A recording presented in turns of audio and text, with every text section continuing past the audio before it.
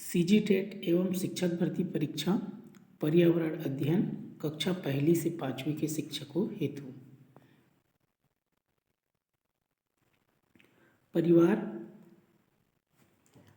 आपका दो प्रकार का होता है। देखिए, एकल परिवार और संयुक्त परिवार।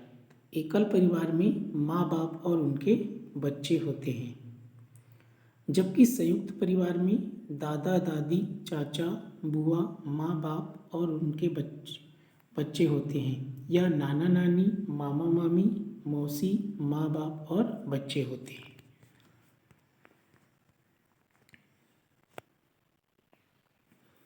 एनसीएफ 2005 के अनुसार कक्षा 3 से 5वीं तक के पर्यावरण अध्ययन को 6 थीमों में बांटा गया है, जो इस प्रकार है: परिवार एवं मित्र, भोजन, पानी,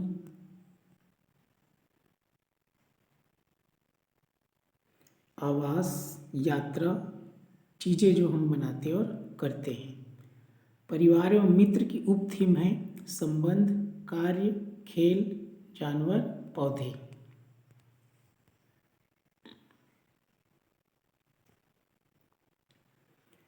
पेड़ पौधे, वृक्ष, ये पौधों की तुलना में बड़े और मजबूत होते हैं। इनमें एक मुख्य तना होता है जिसे ट्रंक भी कहा जाता है। इनमें शाखाएं भूमि से अधिक ऊंचाई पर तने के ऊपरी भाग से निकलती है। इसके उदाहरण है नीम, आम, बरगद, जामुन, कटहल आदि।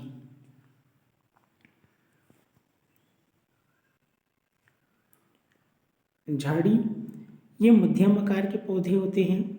झाड़ियों के पास एक केंद्रीय तना नहीं होता है।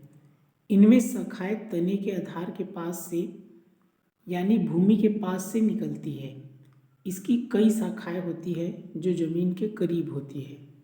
इसके उदाहरण है गुलाब, मेहंदी, गुड़हल, नींबू, धनिया, बोगनविलिया, नागफनी आदि।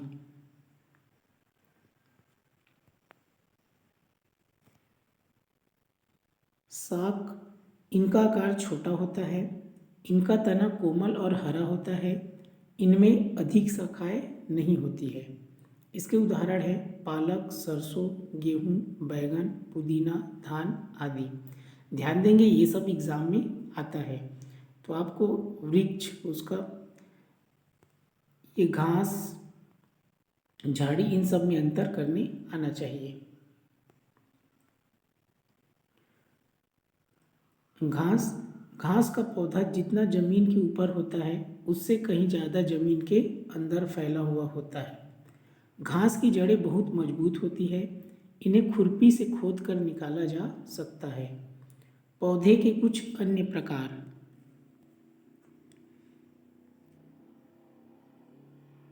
विसर्पी लता, जिन पौधों का तना काफ़ी कमज़ोर होता है और वे सीधे खड़े नहीं रह पाते और ज़मीन पर ही फैल जाते हैं, उन्हें विसर्पी लता कहते हैं। उदाहरण कद्दू, खरबूजा, लौकी, तरबूज, शकरकंदी आदि। आरोही लता, ये वो पौधे होते हैं जिनका तना कमज़ोर होता है, लेकिन ये किसी पेड़ या अन्य चीज़ का सहारा लेकर ऊपर चढ़ जाते हैं। इसके उदाहरण है मटर, खीरा, अंगूर, करेला, मनी प्लांट आदि। पौधे की संरचना: तना, तने पर शाखाएं, पत्तियां, फूल और फल लगते हैं। जल तने में ऊपर की ओर चढ़ता है। तना जल एवं खनिज को पत्ती तथा पौधे के अन्य भागों तक पहुंचाता है। जल में घुले हुए खनिज भी जल के साथ तने में ऊपर की ओर चढ़ते हैं। तने की जिस बिंदु से कोई शाखा या पत्ती निकलती है उसे नोड कहते हैं।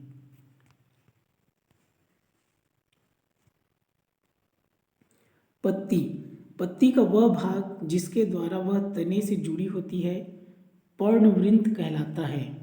पत्ती के चपटे हरे भाग को फलक कहते हैं।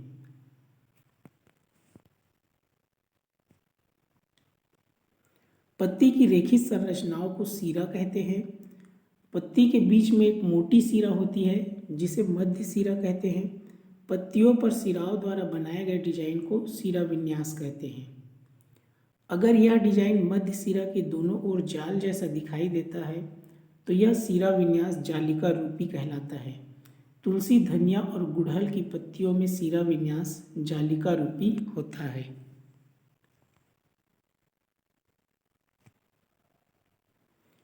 जल की बूंदें पत्ती से जल वाष्प के रूप में निकलती है। इस क्रिया को वाष्पोत्सर्जन कहते हैं।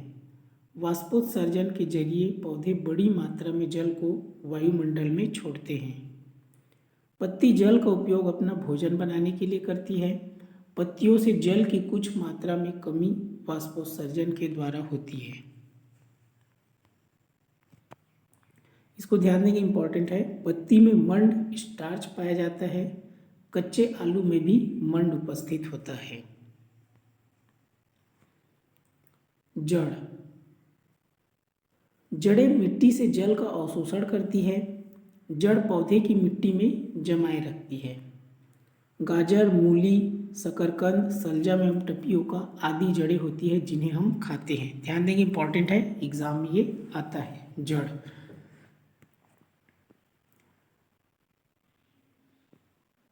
जड़ें दो प्रकार की होती है।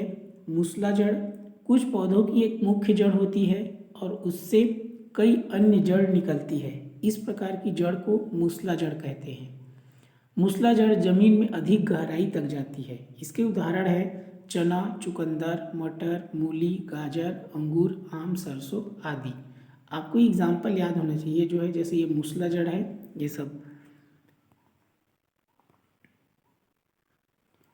रेशेदार जड़ या झपड़ा जड़, इस प्रकार की जड़ तने के आधार से निकलती है।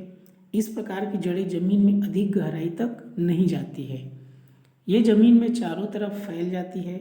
इसके उदाहरण है धान, गेहूं, मक्का, प्याज आदि। यदि पौधे की पत्तियों का सिरा विन्यास जालिका रूपी हो तो पौधे की जड़ें मूसलाधार होगी। यदि सिरा विन्यास समांतर हो तो जड़ें रेशेदार होगी।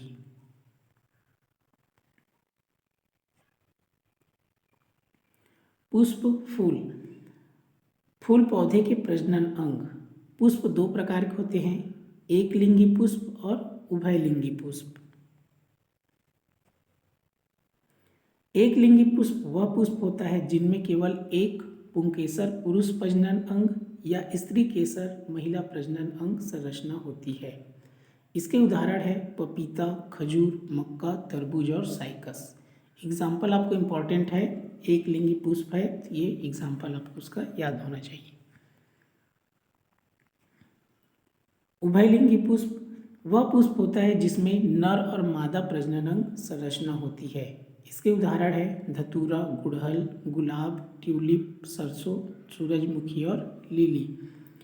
बाह्य दल, पंखुड़ी, पुंकेसर, स्त्री केसर और पराग ये फूल के भाग होते हैं। ये भी इम्पॉर्टेंट है, इसको याद रखेंगे, जितना ये फूल के भाग हैं। फूलों के प्रकार, पेड़ों पर लगने वाले गुलमोहर, कदम, झाड़ियों पर लगने वाले गुलाब, गुड़हल, बेल पर लगने वाले चंपा, रातरानी। पानी के पौधों पर लगने वाले कमल, कुमुदनी। सिर्फ रात में लगने वाले रात की रानी, चमेली। जो दिन में खिलते हैं और रात में बंद हो जाते हैं, सूरजमुखी। आंख बंद करके भी खुशबू से पहचाने जाने वाले फूल, गुलाब, चमेली, गेंदा। जो किसी खास महीने में ही उगते हैं, रजनीगंधा, मोगरा। जो साल भर खिलते हैं, गुलाब, गुड़हल। ऐसे पेड़ पौधे भी हैं जिन पर फूल कभी नहीं आते, मनी प्लांट। दवाइयों में इस्तेमाल होने वाले फूल, गुलाब, गुड़हल। जिन फूलों से रंग भी बनाए जाते हैं, गुलदाउदी, जिनिया, गेंदा। जली पौधा, जली पौधों का तना लंबा, खोखला एवं हल्का होता है। ऐसे तने के कारण पौधा पानी में आसानी से तैर लेता है। जली पौधों में जड़ें आकार में बहुत छोटी होती है। एवं इनका मुख्य कार्य पौधे को तलहटी में जमाए रखना होता है। कमल, जलकुंभी भी जलीय पौधों के उदाहरण हैं। उष्णकटिबंधीय वर्षावन। उष्णकटिबंधीय वर्षावन ऐसे क्षेत्रों में पाए जाते हैं जहां अधिक वर्षा होती है।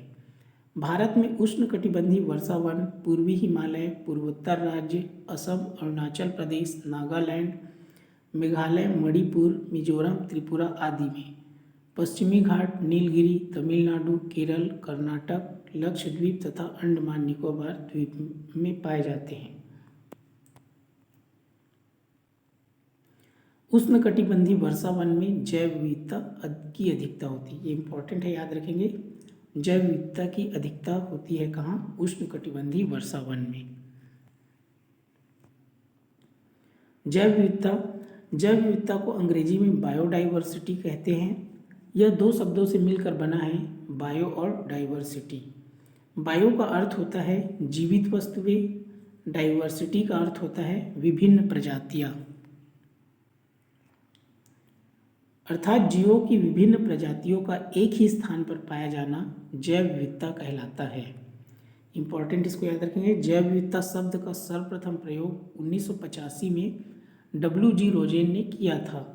संयुक्त राष्ट्र संघ द्वारा 22 मई को जैव विविधता दिवस मनाया जाता है। इसको याद रखेंगे, जैव विविधता दिवस 22 मई। भारतीय संसद द्वारा जैव विविधता अधिनियम 11 दिसंबर 2002 को पारित किया गया था। इसे याद रखेंगे। भारत को 10 जैव भौगोलिक क्षेत्रों में बांटा गया है। ट्रांस हिमालय, मालय क्षेत्र, मरुस्थल, पश्चिमी घाट। अर्धशुष्क क्षेत्र, दक्कन का प्रायद्वीपीय क्षेत्र, उत्तर पूर्वी क्षेत्र, गंगा का मैदान, द्वीपवय क्षेत्र। उसके बाद है ये तटीय क्षेत्र। जैव विविधता तप्त स्थल, ध्यान देंगे, मोस्ट इंपॉर्टेंट है। Biodiversity hotspot. वर्तमान में विश्व में 36 हॉटस्पॉट की पहचान की गई है, जिनका विस्तार विश्व का 2.4% क्षेत्रफल पर है। विश्व में चिन्हित 36 हॉटस्पॉट्स में से 4 भारत में स्थित है। विश्व में कितना है? 36 और भारत में 4।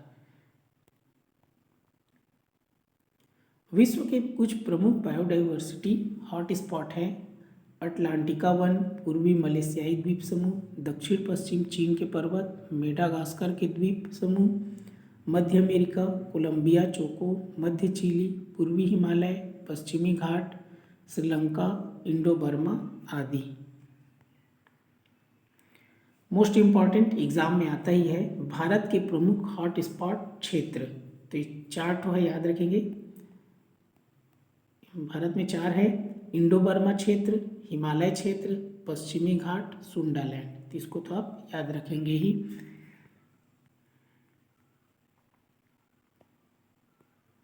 कुछ अन्य महत्वपूर्ण बिंदु। सबसे लंबा जीवित वृक्ष है सिकुआ। किसी प्रजाति को विलुप्त माना जा सकता है जब वह अपने प्राकृतिक आवास में देखी नहीं गई है 50 वर्ष से। सर्वाधिक जैव विविधता पाई जाती है उष्णकटिबंधीय वर्षावनों में, शांत घाटी केरल में। मोस्ट इम्पॉर्टेंट है ये वाला। प्राणियों और पादपों की जातियों में अधिकतम विविधता पाई जाती है उष्णकटिबंध के आर्द्र वनों में। फूलों की घाटी स्थित है उत्तराखंड में। इम्पॉर्टेंट है। वेटलैंड दिवस मनाया जाता है 2 फरवरी को। रामसर सम्मेलन संरक्षण संबंधित है नमभूमि से। भारत की सबसे बड़ी अंतर्देशीय लवणीय आर्द्र भूमि है गुजरात में। तो ये आपका थ्योरी बेस्ड है, लेकिन इसमें से मोस्ट इम्पॉर्टेंट है, तो उसको आपको याद रखना है।